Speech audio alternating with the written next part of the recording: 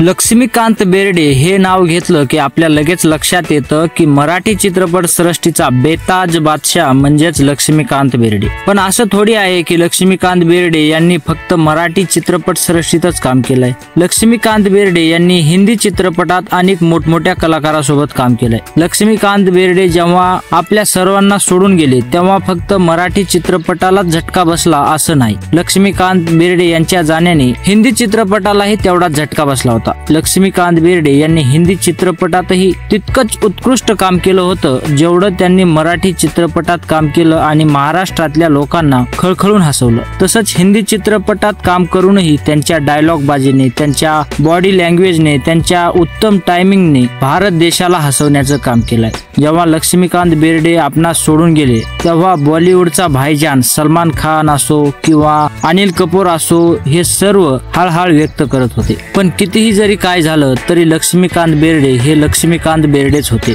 आता असा नट होणे नाही आणि महाराष्ट्राला जेव्हा ते गेले तेव्हा उघड्यावर ठेवून गेले असं मला वाटतं। तर तुमचं मत लक्ष्मीकांत बेर्डे यांच्याविषयी काय आहे आणि लक्ष्मीकांत बेर्डे जर आज असते तर मराठी आणि हिंदी चित्रपटात एक वेगळीच त्यांची ओळख निर्माण झाली असती। तर तुमचं याविषयीचं मत आम्हाला कमेंट बॉक्समध्ये नक्की कळवा। भेटूयात पुढच्या व्हिडिओमध्ये, तोपर्यंत जय महाराष्ट्र।